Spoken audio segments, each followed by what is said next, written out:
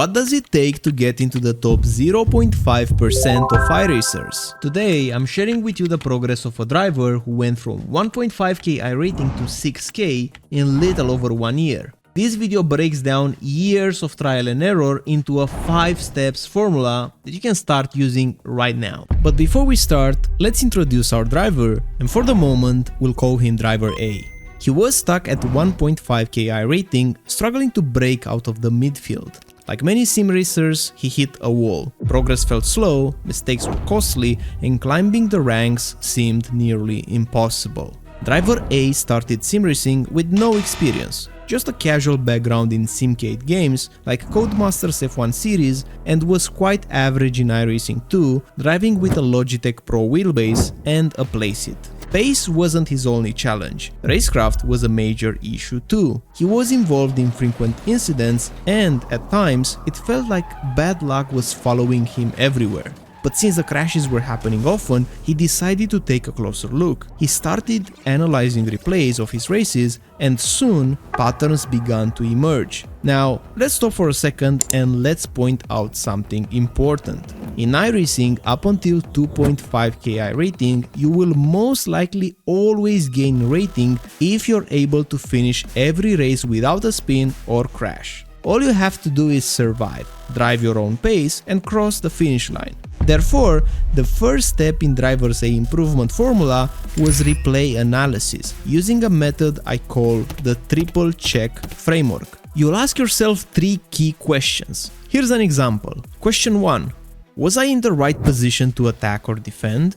Yes, I was attacking on the outside with plenty of space available. Question 2. Did I put myself in a tough spot on entry, mid, or exit? And 3. What did my rivals do better than me? In this case, the white car braked later and cut me off, while the driver behind took advantage, leaving the door open for them to pass and hit me. But if you go through these questions and realize that you did everything right, but still crashed, add one more. What could I have done differently to avoid a crash, even if I wasn't at fault? Now, let's stop for a second. If breaking down the theory like this helps, consider subscribing. I put weeks and months into making this type of videos, and your support means a lot to me. Plus, here's a challenge. For your next 5 races, don't focus on pace. Just aim for 0 incidents, even if you finish lower. And if incidents do happen, review each of them with a triple check framework. But to address his pace issues, simply running laps wasn't enough. The triple check framework helped, but he still needed pace. That's when I first met Driver A during a coaching session. Together, we focused on 3 key areas that had the biggest impact on his lap times at his current level: vision, racing line awareness, and braking technique.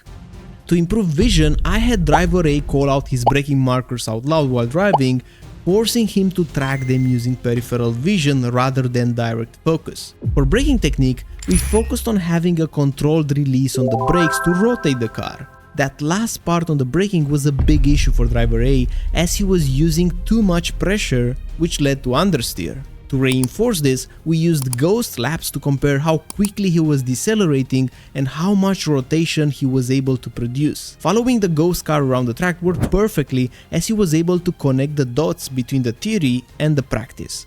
And for improving the racing line awareness, we used what I call the chopper line check. This method gives you a clear bird's eye perspective of your lap, revealing inefficiencies that are hard to notice from the cockpit.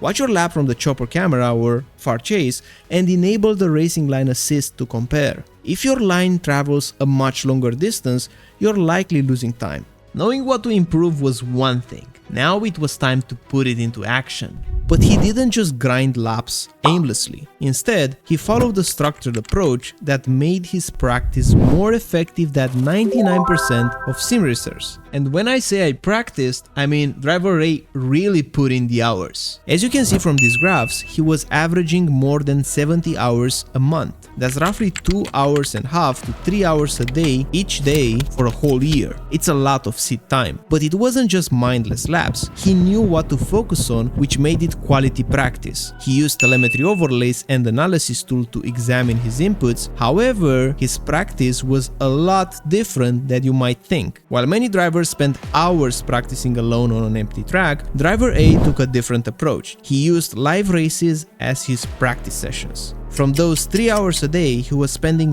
less than 1 hour practicing alone. Instead of turning endless laps by himself, he applied the tips and techniques he was learning in real race conditions. He once told me that when he's practicing alone, his lap times are actually slower than when he's racing. Why? Because racing gives him a clear goal, whether he's finishing ahead of others, defending his position, or chasing the fastest lap of the race. And he was checking his telemetry often. Going back to the hours graph, he spent 20% of the time learning the track alone, 50% of the time practicing racing technique in the actual races, and the remaining 30% going over telemetry and replay analysis. So improvement doesn't always happen on the track, it happens off it too. He was finding valuable insights by doing the analysis even though it was time consuming. And when he felt that his progress had stalled, he reached out to multiple coaches for different perspectives, watched sim racing content on technique, and even enrolled in courses to deepen his understanding of racing theory. If you're looking to do the same, I have a course linked in the description designed to take your skills to the next level. But I really need to point something out. While he was racing, he was not worrying too much about the ratings. Obsessing over the rating system can set you up for disappointment. Rating exists to match you with similarly skilled drivers and create competitive races. They're not a measure of your self-worth, and they're never static. In his own words, what he did when he encountered plateaus was finding consistency and surviving more races, being thoughtful in longer races, picking and choosing the battles wisely. There's no need to defend from a guy who is 3-4 tenths quicker if you have 20 minutes left of the race. There's no need to be extra aggressive on lap 1, getting good qualifying results. He reviewed almost all of his incidents and asked for opinions, even for those where he was clearly not at fault. He always had goals for the races at different points in his journey, reaching a certain iRating, surviving, or getting consistent top 5 finishes. But to progress, win races, or simply survive, a good qualifying result is a must. He used to set himself a goal of achieving 10 clean laps in a row during a practice or race session. This was huge since the number of incidents decreased a lot when replay analysis plus getting good qualifying results improved. Driver A also did a couple of small things that, while not directly making him faster,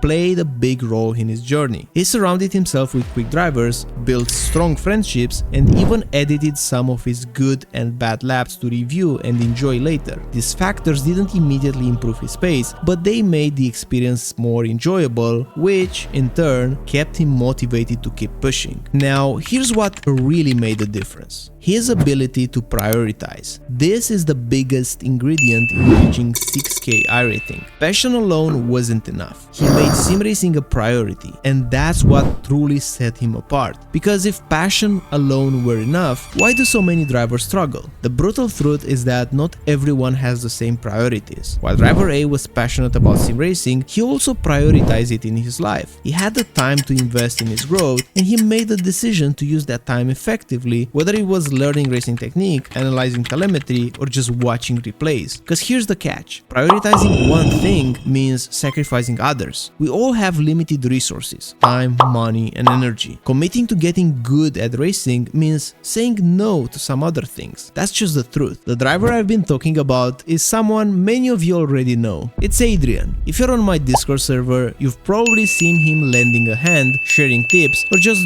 being a positive presence in the community. He's always helping others when he can, still races a ton, and reached 6K iRating using a Logitech G Pro wheelbase, pedals, and a Playseat setup. The climb wasn't straightforward though. Adrian faced setbacks along the way. There were moments when his progress stalled, and you should be expecting that too in your journey. After passing 4K iRating, the competition became tougher, and he had to optimize his tire management skills to deal with the plateau, making sure to keep those tires in the right operating window, avoid micro lockups or unnecessary inputs. Now, my honest opinion about improving in sim racing: anyone can do it, guys. 100%.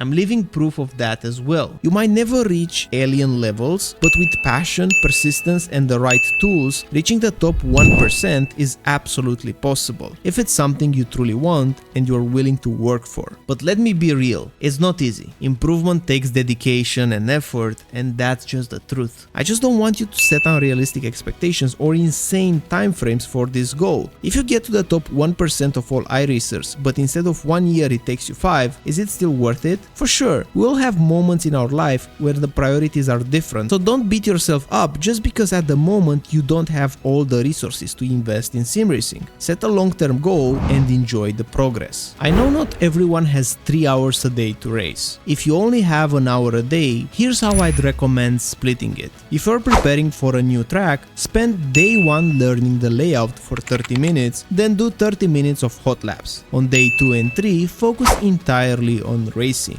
On day 4, review your replays and telemetry for at least 30 minutes to find where you can improve. Repeat this each week and you will soon find yourself improving. If you stayed with me until now, thank you for being part of this community and engaging with my content. It truly means the world to me. I've shared the highlights of Adrian's story, but there's a lot more to it. Adrian is a nice guy, and if you want to learn more, just ask him directly on the Discord server.